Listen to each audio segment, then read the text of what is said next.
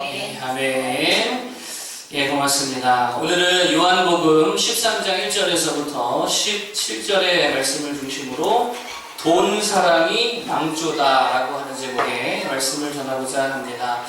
오늘의 주제는 사랑인데요. 사랑에 대한 몇 가지를 말씀드리고자 합니다. 첫 번째로 돈 사랑하면 망한다라고 하는 거예요. 뭐 사랑하면 망한다고요? 돈 사랑하면 망한다. 그리스도인들은요, 돈 사랑하는 거 아니죠. 예, 오늘 본문에서 1절은 이렇게 말합니다. 읽어보겠습니다. 1절 시작. 6월절 전에 예수께서 자기가 세상을 떠나 아버지께로 돌아가실 때가 이른 줄 아시고 세상에 있는 자기 사람들을 사랑하시되 끝까지 사랑하시니라. 아멘. 세상에 있는 자기 사람들을 사랑하시되 끝까지 사랑하시니라. 주님이 누구를 사랑하셨다는 거예요? 자기 사람들을 사랑하셨대요. 언제까지? 끝까지 사랑하시더래요. 주님이 끝까지 사랑하신다는 말 무슨 뜻일까요? 절대 망한다는 게 안 망한다는 거예요. 절대 안 망한다는 거예요. 끝까지 주님이 사랑하시기 때문에 무슨 일이 있어도 안 망한다는 거죠. 절대로 안 망합니다. 살아있을 때도 안 망하고 죽었을지라도 망해요, 안 망해요? 안 망해요. 건강해도 안 망하고 병들어도 안 망하죠. 부유해도 가난해도 마찬가지입니다. 안 망합니다. 진짜 망나니 같은 놈 만나가지고 내 인생 다 허비하고 상처 투성이라 할지라도 망해요, 안 망해요? 안 망해요. 그런 거 아무것도 아니라는 거예요. 끝까지 주님이 날 뭐 해주시니까요? 사랑해 주시니까 라고 하는 거예요. 여러분, 그런데 반대로 생각해 보세요. 주님이 끝까지 날 버리신다. 끝까지 나를 버리신다. 그럼 어떤 인생이 될까요? 완전 망할 인생 되는 거예요. 그러면 이런 인생은요, 살아도 망하고요, 죽어도 망하겠죠. 건강해도 망하고요, 병들면 더 망하겠죠. 이런 사람은요, 부유하면 부유해서 망하고요, 가난하면 가난해서 망합니다. 예수님 없으면 나쁜 인간들 때문에 사기당해서도 망하고요, 좋은 인간들 때문에 고발되어서도 망하고요, 질투하다 망하고, 아무리 돈으로 뭐 해결하려 해도 안 된다는 거예요. 하나님이 끝까지 날 버리시겠다 작정하시면 어떤 인생이라고요? 이게 진짜 망한 인생이라는 거예요. 그러면 우리의 인생 단순해지죠. 간단해지죠. 주님 사랑 받아야 됩니까? 안 받아야 됩니까? 받아요. 주님 사랑 받아야 되는 거예요. 무슨 일이 있어도 사랑받는 자가 되어야 될 줄로 믿습니다.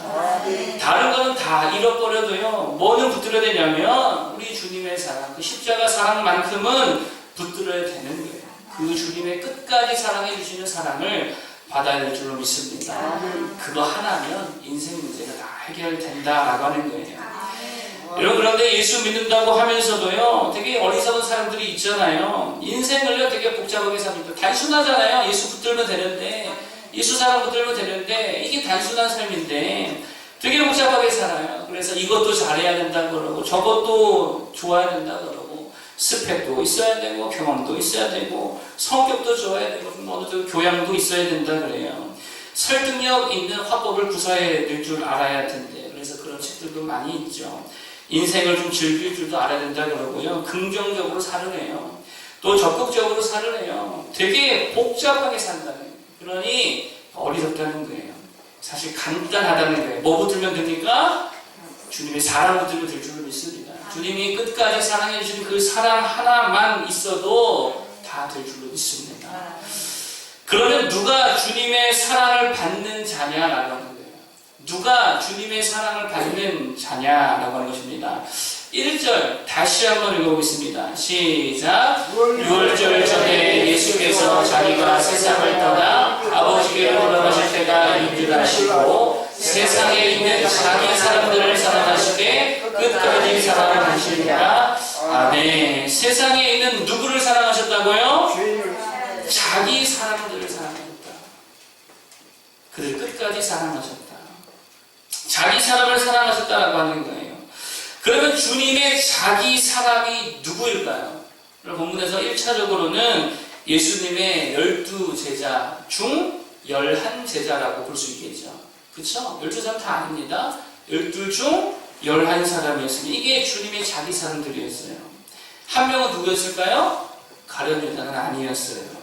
자, 그러면 이 11제자의 특징이 뭡니까? 하나를 꼽으라고 한다면 이 11제자 특징이 뭐냐면요, 예수님보다 돈을 더 사랑하지 않은 사람들이었어요. 누가복음 5장에 예수님께서 이 제자들을 부르시는 장면이 나옵니다. 그때 예수님께서 어부들에게 깊은 데로 가서 그물을 던져라 이렇게 말씀하시죠. 이때 이 어부들이 어떻게 했냐면 순종했습니다. 그 말을 믿었고 순종했어요. 그랬더니 배에 가득히 물고기를 잡게 되었습니다. 자, 그러자 주님께서 이번에는 뭐라 말씀하시냐면 나를 따라와라. 그러면 내가 너희를 사람을 낚는 어부가 되게 하겠다. 따라오라고 주님께서 말씀하시죠. 그럴 때 이들이 어떻게 했습니까? 배와 그물과 잡은 고기마저도 다 버려두고 누구를 쫓아갔어요? 예수님 쫓아갔어요. 돈보다 예수님을 따라갔다는 거예요. 돈보다 예수님이었다는 거예요. 이게 11제자의 특징이었습니다. 근데 예수님께로부터 자기 사람이라고 인정받지 못한 사람이 한 사람이 있었죠. 누구였어요? 가룟 유다였어요. 가룟 유다의 특징이 뭡니까? 뭐를 너무 사랑했어요? 가룟 유다는요, 돈을 너무 사랑했어요. 마리아가 지난주 살펴서 3천만 원짜리 향유를 깨뜨려서 예수님 발에 붓자 그를 비난했습니다. 이유가 뭐였습니까? 가난한 자를 생각한 게 아니었다 그랬죠? 뭐 때문에 그랬냐면 이 돈이 아까운 거예요. 돈 생각밖에 없었어요. 예수님보다 돈을 더 사랑한 사람이 가룟 유다였다는 거예요. 돈을 그토록 사랑하니까 결국 자기의 스승을 돈 받고 팔아 넘기잖아요. 돈을 너무도 사랑했습니다. 그런 사람은 주님의 자기 사랑, 끝까지 사랑받는 자기의 사람이 될 수 없다는 거예요. 주님의 사랑 못 받습니다. 누가요? 가룟 유다 같은 사람, 돈 좋아하는 사람. 예수님보다 돈을 더 사랑하면 상 못 받아요. 그러니까 어렵게 생각할 거 없지요. 이렇게 물으면 답 나와요. 돈이냐? 예수냐? 이 질문에 그냥 그대로 직면해보면 답이 나오는 거예요. 가룟 유다도 여러분 예수님과 3년 동안 함께 했습니다. 이 말이 무슨 말이죠? 교회 다니고 있냐 안 다니고 있냐 이게 중요한 게 아니라는 거예요. 가룟 유다도 예수님의 기적을 체험했어요 안 했어요? 체험했습니다. 그러니까 이 말은 무슨 말이에요? 우리가 오늘날 기적을 체험했냐 안 했느냐 이걸로도 알 수 없다는 거예요. 가룟 유다도요 겉으로는 헌신했어요. 헌신자 아닙니까? 겉으로는요. 자기 일과 가정을 버리고 어쨌든 예수님 쫓아다녔잖아요. 그러니까 얼마나 헌신했냐 얼마나 봉사했냐 이 문제도 아니에요. 간단합니다. 돈이냐 예수냐 요 질문 앞에 딱 서보면 알 수 있다는 거예요. 같은 질문 이렇게도 바꿀 수 있습니다. 예수님 때문에 손해볼 수 있는가? 예수님 때문에 손해볼 수 있어요? 예수님 때문에 가난해질 수 있습니까? 예수님 때문에 시험도 포기할 수 있습니까? 예수님 때문에 중대한 계약 포기할 수 있어요? 예수님 때문에 죽는 건 고사하고 예수님 때문에 단돈 몇만 원, 몇십만 원도 포기할 수 없다면 그거 돈 더 사랑하는 거 아니냐는 말이에요. 일제시대 목사님이었습니다. 이용도 목사님이라고 있었습니다. 지금도 그렇지만 당시 목사님들이 부흥회를 하면 교회에서 십시일반 모아가지고 목사님께 사례비를 드렸죠. 그때도 마찬가지였습니다. 그런데 이용도 목사님은요 사례비를 받으면 집을 안 가져왔대요. 왜 안 가져왔을까요? 오다가 그때는 뭐 교통수단이 안 좋으니까 집에 오다가요 가난한 자를 나눠주고요 배고픈 자를 나눠주고요 그거 다 나눠주고 왔다는 거예요. 그래서 집에 안 갖고 왔대요. 그리고 부유한 집이었냐? 그렇지도 않았습니다. 이 목사님이 잘 먹고 잘 사는 분이 아니었어요. 이용도 목사님의 목회 철학을 이렇게 세 가지로 요약하더라고요. 불면, 불휴, 불식의 목회자였다. 불면 뭐예요? 앉았대요. 불휴 안 쉬었대요. 불식 안 먹었대요. 오로지 말씀과 기도에 전념했다는 겁니다. 여러분 그렇게 건강 안 챙기고 열심히 주의를 하다 보니까요 건강이 너무 안 좋아서 이분이 33세에 주님 부르셨대요. 33세에. 여러분 이런 사람이 주님께서 자기 사람이다 라고 말할 만한 사람이라고요. 돈이에요 예수예요 이분에게? 이거 고민이 안 되잖아요. 이 정도는 고민이 안 되잖아요. 그 예수죠 무조건. 고민할 거 없이 예수를 선택했다는 거예요. 여러분, 이분이 예배하러 백리를 다녔답니다. 40km죠. 배고프면 아카시아 나무를 뜯어먹었대요. 오가는 길에. 목마르면 뭐 먹었대요? 얼음 깨먹고요. 눈 퍼마셨대요. 그러면서 예배하러 다녔다라고 하는 거예요. 그때라고 일이 없었을까요? 아니죠. 그때도 예배 시간에 일하려면 일할 수 있었겠죠. 돈 벌려면 돈 벌 수 있었겠죠. 그런데 그분은 언제나 돈보다 누구였습니까? 예수님이었다는 거예요. 여러분, 우리가 아브라함 하면 믿음을 말하죠. 믿음의 조상 아브라함이다. 여러분, 그런데 아브라함의 믿음이 구체적으로 어떤 믿음인지 아십니까? 그게 바로 돈보다 예수님, 돈보다 하나님, 바로 그 믿음이었다라고 하는 거예요. 원래 아브라함의 고향이 어디였죠? 갈대아 우르라고 합니다. 갈대아 우르. 갈대아 우르라는 지역이 어디냐면 메소포타미아 최고의 문명 도시 중에 하나입니다. 메소포타미아 최고 도시였다라고 하는 거예요. 고대 이집트 정도라고 생각하면 돼요. 가장 찬란한 문화를 자랑하던 도시가 바로 갈대아 우르였습니다. 그러니까 제일 부유하고요, 제일 세련되고요, 제일 멋지고 제일 잘 사는, 우리나라로 치면 강남이라고 할 수 있겠죠. 강남에 살던 부잣집 아들이 누구였냐? 아브라함이었다라고 하는 거예요. 근데 어느 날 주님께서 나타나서 아브라함에게 뭐라고 말씀하세요? 너의 본토, 친척, 아비 집을 떠나 내가 내게 지시할 땅으로 가라. 본토 떠나래요. 집 버리래요. 땅 버리래요. 친척, 그동안 쌓아왔던 인간관계 다 포기하라는 거예요.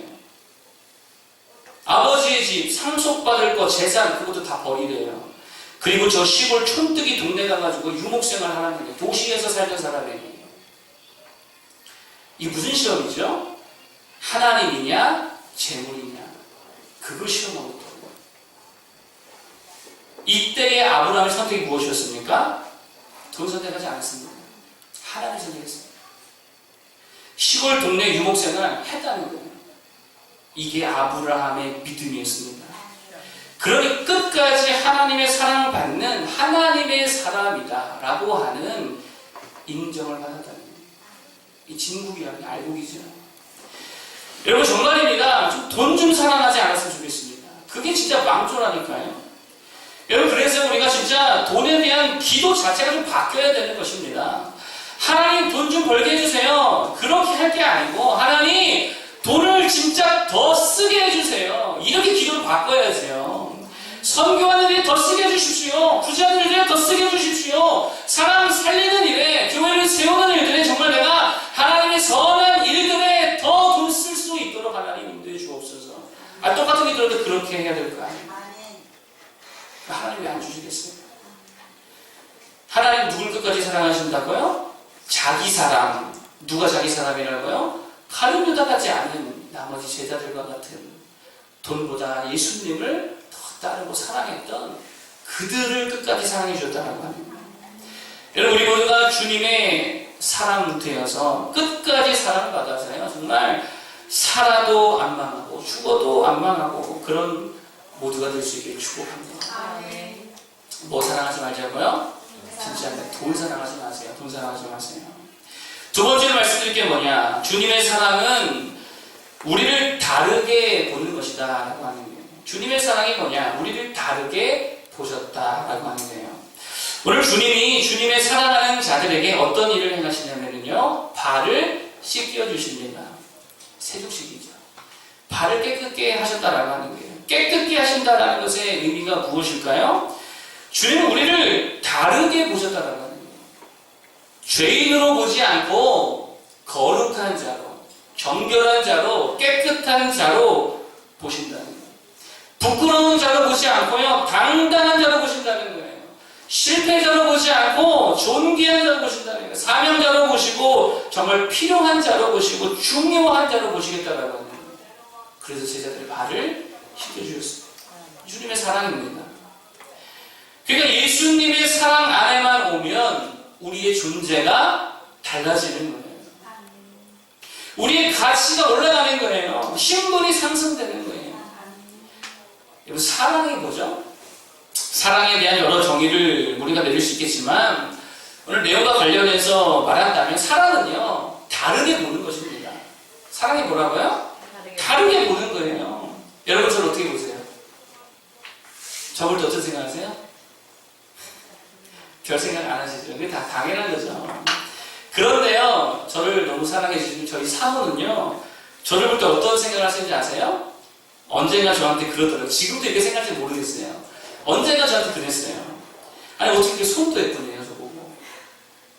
그 볼 게 없어서 남의 손을 보고 있더라고요. 손 보면서 어떻게 손이 그렇게 예쁘네요. 다리 보면서 아니, 남자가 왜 다리도 예쁘네요. 여러분들이 저 볼 때 손, 다리 예뻐요? 안 예뻐요? 관심도 없잖아요. 그렇죠? 다르게 안 본다. 근데 사모님은 저를 사랑하니까 다르게 보더라는 거예요. 이게 사랑입니다. 한 엄마에게 어린이집 선생님이 그렇게 말했대요. 아드님이 너무 산만해서 3분도 채 못 앉아 있더라고. 그 엄마가 집에 돌아오면서요, 그 아들에게 이렇게 말했대요. 야, 선생님이 너를 무척 칭찬하셨단다. 평소에는 1분밖에 못 앉아 있었는데 오늘은 네가 3분이나 앉아 있었더라고 칭찬하더라. 이렇게 말했대요. 그날 그 아들이 밥을 2공기 먹었대요. 그리고 그 아들 초등학교에 들어갔을 때에 담임 선생님도 엄마에게 이렇게 말했대요. 아이가 너무 성적이 안 좋다고, 너무 공부를 못한다고, 검사를 좀 받아볼 정도라고. 이 말을 듣고요, 이 엄마가요, 너무 슬퍼서 눈물을 흘렸대요. 그리고 그날 아들에게 가서 그렇게 말했대요. 선생님이 너를 엄청 믿고 있더구나. 네가 조금만 노력하면 금방 꼴등을 면할 수 있다 그러더라. 이렇게 말했다는 거예요. 그러자 아들이 공부를 했을까 안 했을까요? 그때부터 그래도 열심히 하더라는 거예요. 중학교에 진학하고 중학교 졸업쯤 됐다라고 합니다. 그때 중학교 선생님이 또 그랬대요. 얘는 명문고에는 진학하기 힘들 것 같습니다.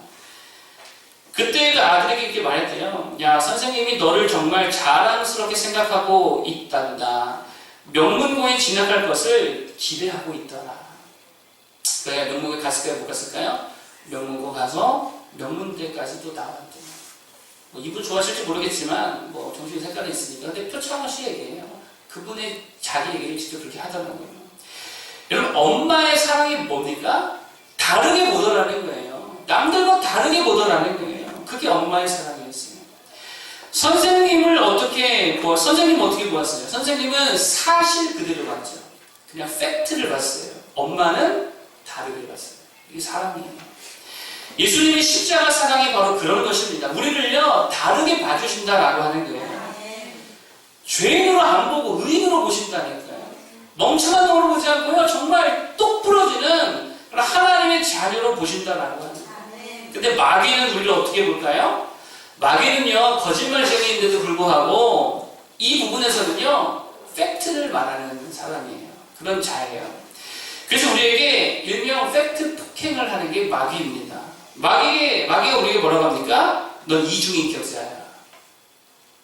잘 생각해보세요. 여러분, 이중인격, 대부분 이중인격 아닙니까? 다 가면 쓰고 살잖아요. 팩트라고요. 근데 마귀는 팩트 폭행한다니까요. 이 음란한 놈아, 남자분들 다 음란하죠? 다 음란해요. 이게 팩트예요. 그러니까 마귀는 팩트를 말한다니까요. 이 치사한 놈아, 이게 다 우리의 모습이라는 거예요. 이 이기적인 놈아, 탐욕덩어리야, 분노조절 장애야, 중독자야, 속이는 자고, 거짓말쟁이고, 넌 실패자고, 죄인 중에 괴수야. 마귀는요, 늘 팩트만 말합니다. 팩트 폭행한다고요. 근데 주님은요, 다르게 보신다. 여러분, 그래서 마귀가 주는 정체성이 우리를 되게 힘들게 합니다. 이게 맞는 말이기 때문에 힘든 거예요. 그런데 주님 우리를 어떻게 보시냐면, 너는 거룩한 자다, 너는 의로운 자다, 너는 예배자다, 너는 믿는 자다, 하나님의 자녀요, 하나님의 형상이요, 주님의 거룩한 제자요, 하나님의 나라와 교회를 맡길 만한 하나님의 사람이고 사명자다. 여러분, 주님은요, 십자가 안에서 우리를 다르게 보신다라고 합니다. 그러면 우리가 어디로 가야 합니까? 세상으로 가야 합니까? 마귀에게 가야 합니까? 아니면 주님께 가야 합니까? 주님께 가야죠.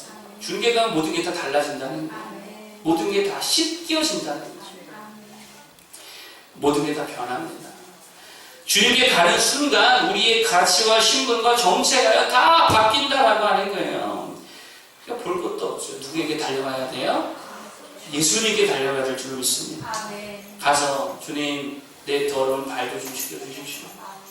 나도 좀 사랑해 주십시오. 주님께 달려야 된다는 거예요. 제가 볼 때 여기 괜찮은 인생 한 사람도 없어요. 괜찮은 인생 없어요. 다 안 괜찮습니다. 따라서 누구에게 가야 되느냐? 돌에게 가는 거 아니에요. 남친 여친에게 갈 거 아닙니다. 예수님께 가야 괜찮은 인생 될 줄로 믿습니다. 그러면 예수님께 간다는 게 무슨 말일까요? 예수님께 간다는 게 뭘까요? 나의 더러운 발 가지고 주님께 내미는 거예요. 씻겨달라. 예수님이 베드로의 발을 씻으시려고 하자 베드로가 뭣도 모르게 이렇게 말하죠. 6절입니다. 6절에 보니까 뭐라고 말하냐면 이렇게 말해요. 주여 주께서 내 발을 씻으시나이까. 그래서 주님이 8절에 이렇게 대답하십니다. 내가 너를 씻어주지 아니하면 네가 나와 상관이 없느니라. 그래서 9절에 베드로가 다시 뭐라 그래요? 주여 내 발뿐 아니라 손과 머리도 씻어 주옵소서. 어떻게 가야 된다는 거예요. 주님께 간다는 게 무슨 말입니까? 내 허물, 내 수치, 내 상처, 그리고 내 죄악, 내 더러움, 내 과거, 질병, 문제, 내 삶, 그거 가지고 주님께 가는 거예요. 주님 씻어달라고, 고쳐달라고, 깨끗게 해달라고. 주님밖에 없다고. 예수님밖에 내 희망, 내 소망 없다고. 내 더러운 걸 가지고 누구에게 가자고요? 주님께 가야 될 줄 믿습니다. 그러면 주님이 씻겨 주십니다. 우리 다른 존재로 봐주신다는 거예요. 내 삶의 의미가 변하고 내 존재 가치가 변하고 내 신분이 달라질 줄로 믿습니다. 주 안에서 정말 존귀한 인생들로 다 세워지기를 축복합니다. 만약 세 번째로 말씀드릴 게 뭐냐? 그러면 이제 우리도 그렇게 사랑하는 자들이 되어야 된다라고 하는 거예요. 주님의 명령이죠. 14절, 15절 읽어보겠습니다. 자, 14절과 15절 다 같이 읽어보겠습니다. 시작. 내가 주와 또는 선생이 되어 너희 발을 씻었으니 너희도 서로 발을 씻어주는 것이 옳으니라. 내가 너희에게 행한 것 같이 너희도 행하게 하려 하여 본을 보여주노라. 아멘. 뭐라는 거예요? 너희도 가서 이와 같이 하라라고 하는 것입니다. 세조식을 하는 거예요? 아니죠. 서로 사랑하라는 거죠. 너희들도 주님처럼 다르게 보라는 것이죠. 이게 사랑인 거예요. 이게 교회라는 거예요. 아까 말씀드렸습니다. 우리 주님과 마귀의 차이가 뭐냐면 주님은 우리를 다르게 보시지만 마귀는 뭘 본다고 그랬어요? 팩트를 본다고 그랬어요.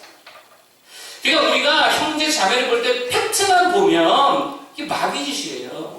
실수했을 때 실수만 본다. 마귀라니까.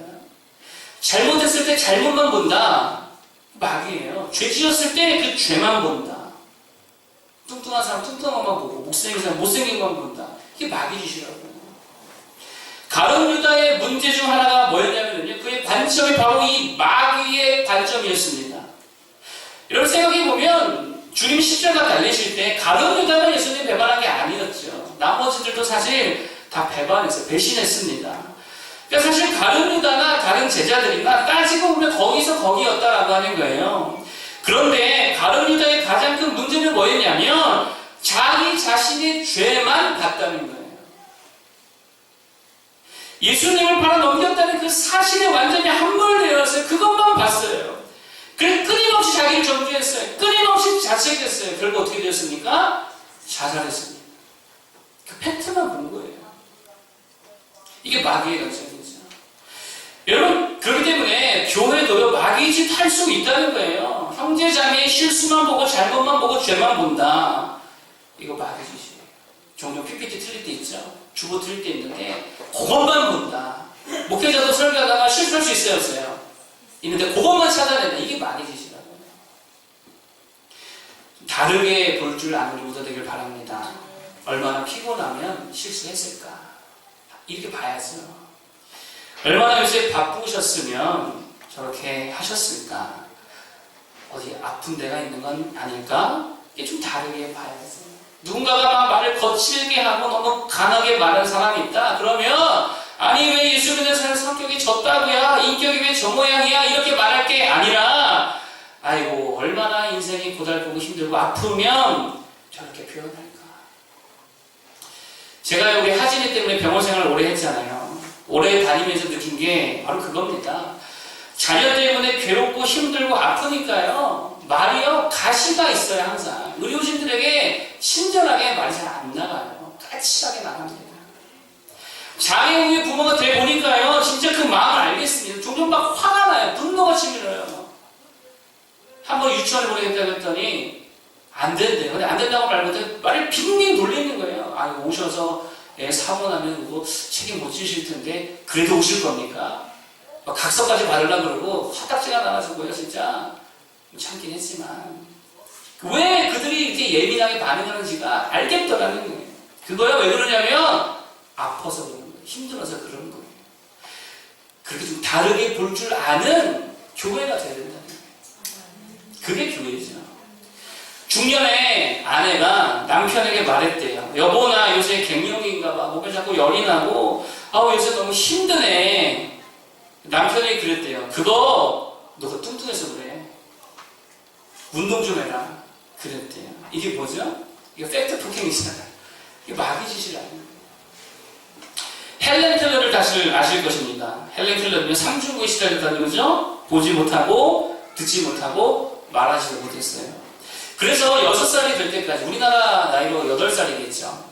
그때까지도 아무 교육을 받지 못해서요. 물건을 늘 던지고 소리를 지르고 사람을 핥히고 때리는 정도밖에 의사 표현을 하지 못했다는 거예요. 듣지도 못하고 말도 못하고 앞도 안 보이는 사람 어떻게 교육하겠어요? 그런데 그녀를 다르게 본 사람이 바로 누구였습니까? 설리건 선생님이더라고요. 똑같은 인격으로 되어 있습니다. 똑같은 사람으로 너도 교육될 수 있다. 이렇게 봤어요. 그래서요, 케이크를 먹을 때면 손바닥에 케이크 철자를 항상 써줬어요. 처음에는 뭘 썼나 몰랐겠죠. 근데 계속 케이크 먹을 때마다 뭔가를 쓰니까, 아, 이 표시가 이발시구나. 이걸 알게 되는 거예요. 그렇게 끊임없이 단어를 익히게 하고요. 예절을 가르쳐 주고 교육을 받게 했다는 거예요. 후에는요, 이 헬렌 켈러가 말도 했습니다. 5개 국어를 습득했다는 거예요. 5개 국어를 습득했대요. 후에는 사회운동가로 활약도 하게 되었습니다. 여러분, 교회가 해야 할 일들이 바로 그런 거라는 거예요. 서로 씻겨주는 거. 팩트로 폭행하지 않고 다르게 봐주라. 그리고 기회를 주고 용서해주는 거. 여러분, 특별히 용서는 정말 교회가 해야 할 사랑의 실천인 줄로 믿습니다. 예수님께서 십자가에 달리셨을 때 자신을 채찍질하고 못 박는 로마 군인들을 향해서 뭐라고 말씀하셨죠? 주여 저들의 죄를 용서하여 주옵소서. 저들은 저들이 하는 일을 알지 못하나이다. 용서하셨다는 거예요. 그들의 발을 씻어주셨다는 것이죠. 여러분, 용서하시기를 바랍니다. 누구라도요, 용서해야 되는 거예요. 윌리엄이라는 사람이 있었습니다. 어린 시절 원치 않는 출생으로 인해서 친부부에게 온갖 구타와 욕설과 학대를 받았대요. 그래서 결국에는 다른 곳에 입양이 되어서 양부모 밑에서 자라게 되었습니다. 상황이 별로 나아지지 않았대요. 여전히 양부모에게 학대를 받았고 매를 맞았대요. 그래서 언젠가부터 얼굴에 웃음을 완전히 잃어버렸다는 것입니다. 그렇게 자란 그는요, 그래서 그런지 몰라도 항상 몸이 연약했고 아팠고 심한 천식을 앓다가 폐렴까지 걸려서요, 다니던 직장까지 그만두게 되었다고 해요. 그리고 그때에 교회에 가서 기도를 하게 되었습니다. 하나님, 내 질병 좀 고쳐달라. 그리고 나서 목사님과 상담을 하던 중에 목사님이 그러더라는 거예요. 저는 형제님이 주 안에서 정말 자유와 치유를 누리기를 원합니다. 어릴 때 고통을 주었던 그들을 용서하십시오. 그러자 윌리엄이 그랬대요. 저 그것만은 못하겠습니다. 딴 거 다 해도 그것만은 못하겠습니다. 근데 목사님이 한마디 했대요. 진짜 낫기를 원하십니까? 그리고 갔대요. 그래서 기도하다가 펑펑 울면서요, 부모, 친구, 양부모 다 용서하겠다고 하나님 앞에 기도했대요. 그러고 나니까 웃음이 회복되어지고 또 얼마 지나서 모든 천식과 질병도 나았다라는 거예요. 여러분, 진짜입니다. 용서하기를 바랍니다. 누구라도 용서해 줍니다. 그러면 왜 교회는 이러한 사랑, 씻어주고 다르게 봐주고 용서해주고 기다려주는 그러한 사랑을 해야만 할까요? 여러분 용서, 불교인들도 용서해 안 해요. 용서 관련해서 유튜브 찾아봤더니 해민 스님께서도 용서에 대해서 강연을 하셨더라고요. 제가 다 들어봤습니다. 용서는 목적이 하나더라고요. 내 마음 편하자고. 쉽게 말하면 나 편하자고 용서하자는 거예요. 우리 왜 용서해야 되죠? 나 편하자고 하는 겁니까? 아니죠. 누구를 증거하기 위해서? 예수 그리스도 증거하기 위해서. 그래서 우리 용서하며 살아야 돼. 그래서 사랑해야 되는 거예요. 이것도 사명인 줄로 믿습니다. 여러분 우리가 사랑할 때 이로써 너희가 내 제자인 줄 알리라. 우리 주님이 그러셨어요. 우리가 사랑할 때에 우리가 용서를 베풀 때에 죄인을 죄인으로 보지 않고 그들을 거룩한 하나님의 사람들로 인정해 줄 때에 누가 증거가 되냐면 우리의 그러한 사랑과 섬김과 그런 용서를 통해 예수님의 사랑이 증거된다는 거예요. 그런데 반대로 우리가 팩트로 폭행을 하고요. 용서하지 못하고 그저 지적질하고 정죄하고 폭로하고 그러면 이름은 교회이지만 누가 증거될까요? 마귀가 증거되는 거예요. 그 공동체는 주님의 공동체가 아닙니다. 마귀의 공동체지. 그 공동체 생명 끝이 가는 거예요. 2016년도 9월달 한 기독교 매체에서 한국교회 청년들이 교회를 떠나는 이유를 조사했습니다. 그 결과 가장 많은 교회를 이탈하는 이유가 뭐였냐? 1등이요. 관계의 문제였어요. 40%. 관계의 문제 때문에 교회를 떠난다. 조사에 응한 한 청년이 이렇게 말했습니다.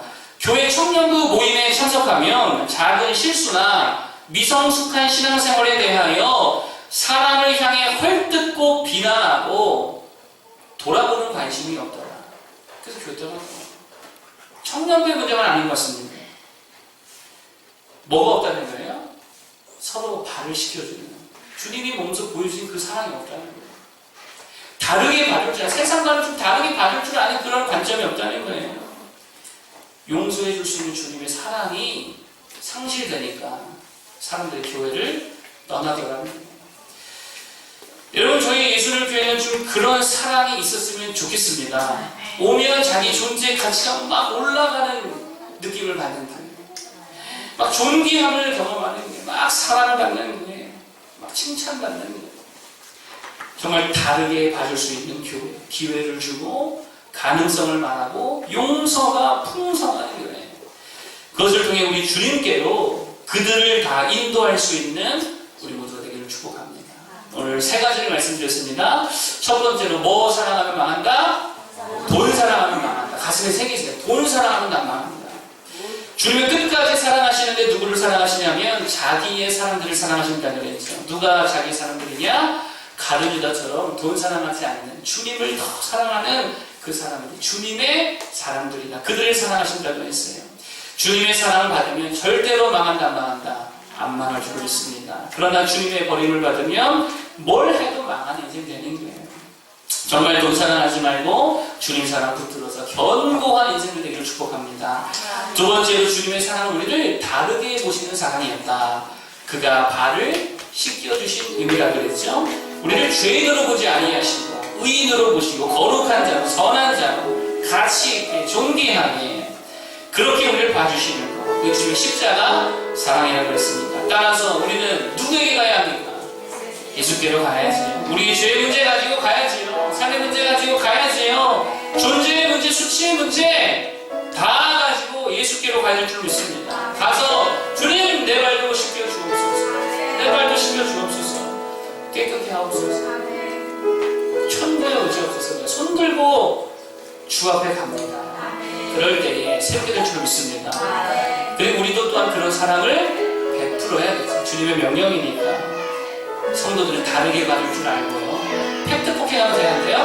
안 된다 그랬어요? 뚱뚱한 사람은 뚱뚱하다고 하면 돼야 돼요? 안 돼요. 못생긴 사람한테 하면 안 됩니다. 마귀짓이라 그랬죠? 용서해야 될 줄 믿습니다. 그럴 때에 누가 증거되냐? 주님이 증거될 줄 믿습니다. 그렇게 주님께로 세상 사람들 다 인도할 수 있는 우리 모두 되기를 축복합니다.